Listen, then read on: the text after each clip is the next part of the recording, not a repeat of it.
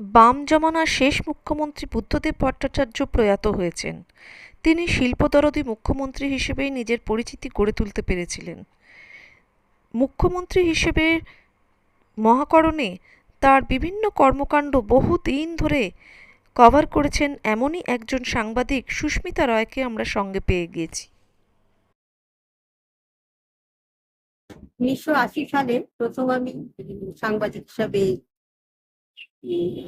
Join করি আর কি।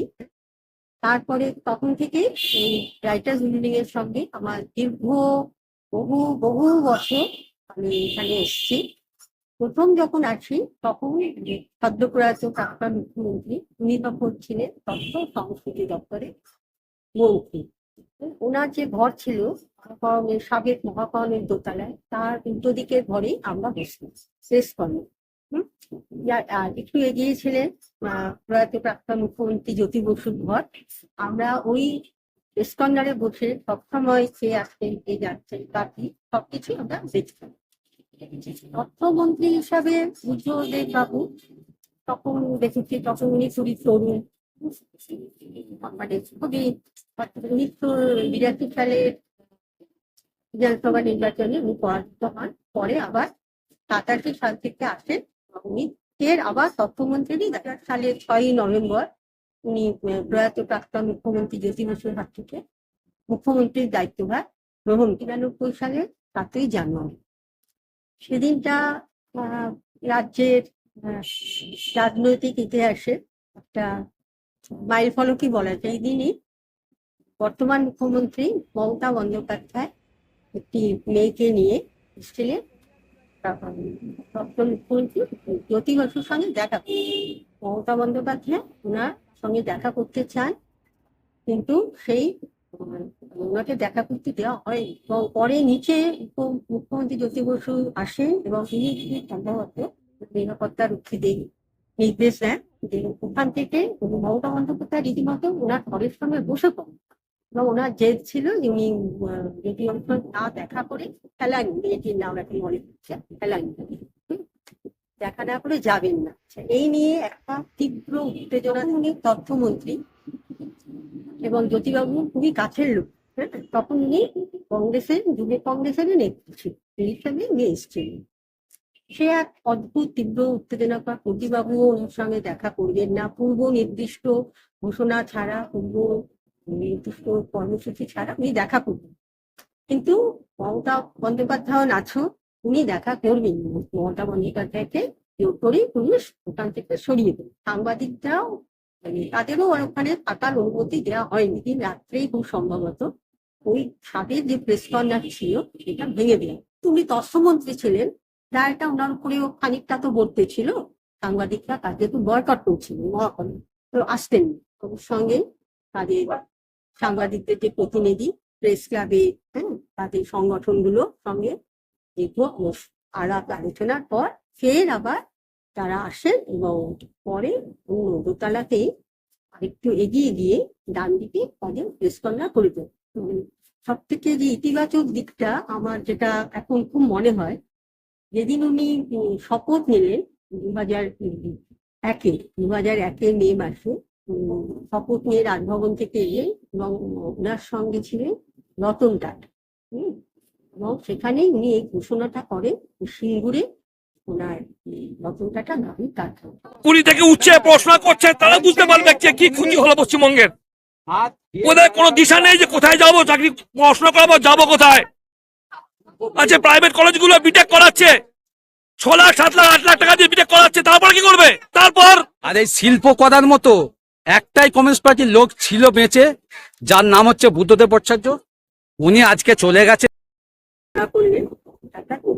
ছেড়ে চলে যাচ্ছে। অদ্ভুত একটা লক্ষ্য করেছিলাম, হয়তো অনেকে খুশিও হয়েছিলেন, কিন্তু একটা নিস্তব্ধতাও যেন নেমে এসছে। নন্দীগ্রামের ব্যাপারটা বলি। নন্দীগ্রাম নিয়ে একদিন তখন শিল্প সচিব যিনি ছিলেন, তিনি একদিন সাংবাদিকদের বললেন যে নন্দীগ্রামে তারা সরকার কেমিক্যাল হাত করতেছে এবং তার জন্য কত জমি নেওয়া হবে, কি কি হবে, কি কি বাড়ি হবে। সেই খবরও ছড়িয়ে পড়ার পরে বলা যায় দাবানলের মতো ছড়িয়ে পড়ে। একদিন তখন প্রায় 8টা বাজে, সন্ধ্যার অনেকেই তখন চলেও গেছে, আমরাই কয়েকজন ছিলাম। তখন উনি বললেন যে নন্দীগ্রাম আমরা করছি, ওটা বাকি। আরেকটা যেটা ওনার দেখতাম আমরা, উনি খুব শিল্প মানুষ, কিন্তু উনি চেয়েছিলেন যে আধুনিক শিক্ষায় যারা শিক্ষিত যে তরুণীরা তারা সব এখানে কাজ করুন। এইটা ওনার আমরা খুব দেখতাম যে যেই আসতেন শিল্প জন্য, উনি তাদের মানে মানে একটা কি বলবো আপ্রাণ চেষ্টা করবেন, এটা কখনো অস্বীকার করে না। উনি যেন মনে হয় যে অর্জুনের পাখির চোখই করেছে সাহিত্য এবং সংস্কৃতি মানুষ। হ্যাঁ, ওনার কাছে প্রথম শুনি নোয়াম চমস্কির নাম বাড়িতে ওনার কন্যা তখন আহ, তরুণী, তরুণী কন্যা, তাকে দেখে বোধ হয় ওনার মানে যারা নিরাপত্তা রক্ষী ওনার এভিনিউর বাড়ি, যে বাড়ি উনি সত্য ছেড়ে চলে গেলেন, সেখানে নিরাপত্তা রক্ষী তাকে দেখে দাঁড়াইলেন। এই জিনিসটা উনি অকারণে এসে ক্ষোভ প্রকাশ করছেন। সেই দিন না একটু খারাপ লেগেছে, যেন এরকম কিছু ব্যাপারে উদ্বেগ প্রকাশ করবেন বা ক্ষোভ প্রকাশ করবেন। হ্যাঁ, বিশেষ করে তিনি যেখানে একটা বামপন্থী কমিউনিস্ট পার্টি অন্যতম প্রধান নেতা। আরেকটা একটু খারাপ লেগেছিল, সিএবি নির্বাচনে তখন প্রয়াত জগমোহন ডালমিয়া এবং দাঁড়িয়েছিলেন, এবং প্রসূন মুখার্জি প্রাক্তন পুলিশ কর্তা, উনি খুব বুদ্ধদেব বাবুর ঘনিষ্ঠ ছিল। প্রসূন বাবু কিছু ভোটে হেরে যায়।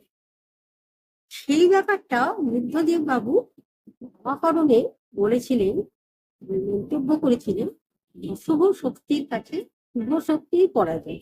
প্রশাসনিক প্রধান তিনি কেন একটা স্বশাসিত সংস্থার নির্বাচন নিয়ে এইভাবে একটা মন্তব্য করবেন। 2001 সালে যখন এখানে মার্কিন তথ্য কেন্দ্রে জঙ্গি হানা হলো, হ্যাঁ, যে মামলা এখন আফতাব আনসার গেল, সেই দিন উনি একটা কথা বলছিলেন বিকেলে। হ্যাঁ, উনি সাংবাদিকদের অন্যান্য কথার কারণে উনি বলেছিলেন কিছু মাদ্রাসা জাতীয়তা বিরোধী কাজ হচ্ছে, সেটা নিয়ে খুব ব্যাপক সমালোচনা শুরু। উনি পরে আমি বলি, কিন্তু পরের দিকে যখন সিঙ্গুর নন্দীগ্রাম যখন হলো, তখন আমরা দেখেছি কোনো কয়েকজনের সঙ্গে বামপন্থী অনেকের সঙ্গে আমরা কথা বলেছি। অনেকেই বলতেন তখন যে উনি সিঙ্গুর নিয়ে এত একরোখা না ভাব দেখিয়ে ওনারা একবার সিঙ্গুরে যদি যান হয়তো ভালো হয়, একবার কৃষকদের সঙ্গে কথা বলেন।